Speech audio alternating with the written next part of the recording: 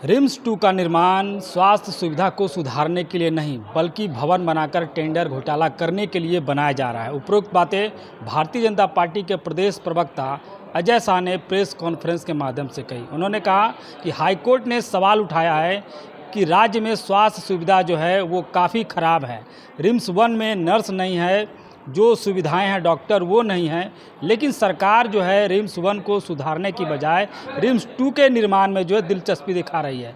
यह विडंबना है, जबकि हाई कोर्ट और कई मीडिया रिपोर्ट्स के अनुसार रिम्स 1 की जो हालत है और ख़ास करके राज्य में जो स्वास्थ्य व्यवस्था का हालत है वो काफ़ी ख़राब है। आगे प्रदेश प्रवक्ता अजय शाह क्या कुछ कर रहे हैं रिम्स 2 के बारे में देखें आप। आज एक महत्वपूर्ण विषय पर बात करने के लिए यहाँ पर हम इकट्ठा हुए हैं और आज हमारा जो शीर्षक है, सब्जेक्ट है जिस पर बात करेंगे वो है रिम्स 2। और इसमें हमारे प्रदेश अध्यक्ष आदरणीय बाबूलाल मरांडी जी ने पहले ही अपना जो मत है उसको रख दिया है। झारखंड मुक्ति मोर्चा की तरफ से भी कुछ बातें आई है, कुछ बातें आदिवासी संगठनों की तरफ से भी आई है। तो हम आज इस पर एक कंप्लीट जो है बात करेंगे। और जैसा कि मेडिकल साइंस में जब भी कोई प्रॉब्लम होता है तो सबसे पहले उसका डायग्नोसिस करते हैं। सबसे पहले डायग्नोसिस करके देखते हैं कि प्रॉब्लम कहाँ पर है और उसके बाद उसका सॉल्यूशन हम बताते हैं। तो हम सबसे पहले डायग्नोसिस करेंगे कि झारखंड की स्वास्थ्य व्यवस्था जो है वो किस स्थिति में है। इसका डायग्नोसिस करने के पास के लिए 3 टूल का मैं इस्तेमाल करूँगा। सबसे पहला, झारखंड हाईकोर्ट का स्वास्थ्य व्यवस्था को लेकर के क्या कहना है। दूसरा, मीडिया में आए हुए आप मीडिया बंधुओं ने पिछले 5 सालों में जो रिपोर्ट किया है रिम्स को लेकर के या स्वास्थ्य व्यवस्था को लेकर के।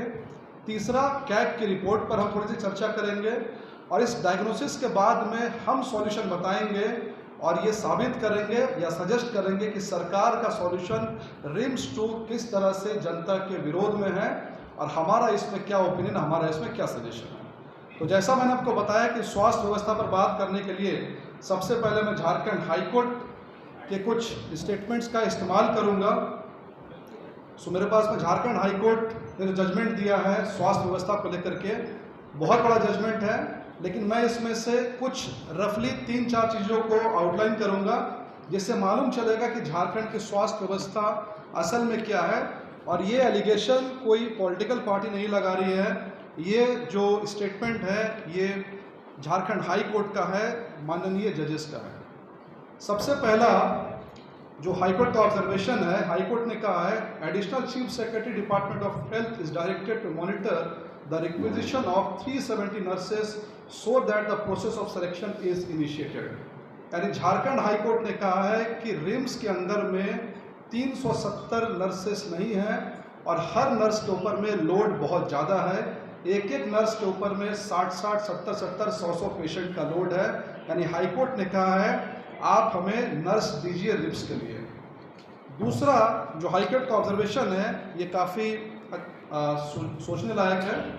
हाईकोर्ट ने कहा है the court is very much astonished that RIMS being a medical college apart from hospital where the teaching staff like that of professor, additional professor, associate professor and assistant professor that are having paramount importance, but before passing any order of filling up the post it appears no endeavor have been taken by the government।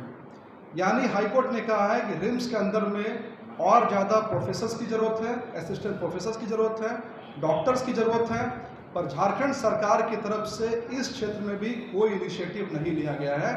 यानी कि nurse के बाद में doctors की और professors की RIMS में भारी कमी है, सरकार की तरफ से कोई इनिशिएटिव नहीं लिया गया।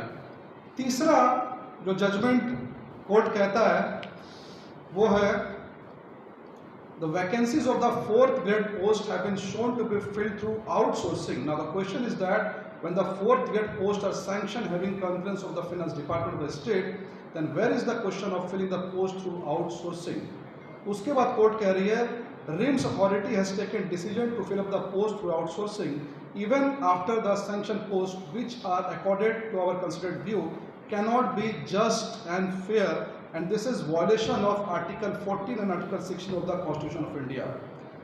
हाई कोर्ट कह रहा है कि रिम्स के अंदर में जो 4th grade एम्प्लॉयज़ है, वॉचमैन है, आयुष्मान मित्र है, गार्डनर है, ऐसे छोटे छोटे एम्प्लॉयज़ जो है गवर्नमेंट क्या कर रही है, रिक्रूटमेंट उसका प्रॉपर ढंग से नहीं करके आउटसोर्स कर रही है।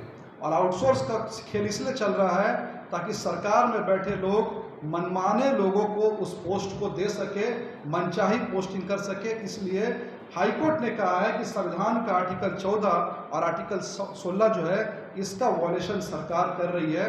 आर्टिकल 14 समानता का अधिकार और आर्टिकल 16 जहां पर लोगों को नौकरियां में रिजर्वेशन दिया जाता है। इसके बाद लास्ट ऑब्जर्वेशन हाईकोर्ट का, The director RIMS is directed to monitor the proper functioning with adequate supply of medicine in the medicine shop, which is running in the name and style of Pradhan Mantri Jan Aushadhi Kendra, so that the people may not suffer due to inadequate supply of non-supply of medicines equipment.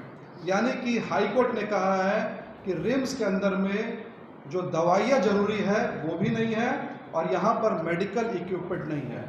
यानी कुल मिलाकर के अगर हम RIMS के problem को wind up करें तो प्रॉब्लम आएगा रिम्स में डॉक्टर्स की कमी है, डॉक्टर्स के ऊपर लोड बहुत ज़्यादा है, प्रोफेसर्स की कमी है, जेनरिक मेडिसिन की कमी है, डायग्नोसिस की कमी है, मेडिकल इक्विपमेंट की कमी है, फोर्थ ग्रेड आउटसोर्सिंग एम्प्लॉयज़ की कमी है। लेकिन यहाँ पर सरकार ने सॉल्यूशन बताया कि सबका सॉल्यूशन एक है, वो है रिम्स 2। यानी हमारा एलिगेशन इसमें बिल्कुल साफ है कि सरकार को, पर्टिकुलरली इरफान अंसारी को रिम्स 2 में केवल और केवल इतना ही इंटरेस्ट है कि रिम्स 2 बनेगा, 1000 करोड़ की बिल्डिंग बनेगी, 1000 करोड़ बिल्डिंग का जो कमीशन है वो मिलेगा। यानी कि एक और टेंडर घोटाले की तैयारी में यह सरकार कर रही है।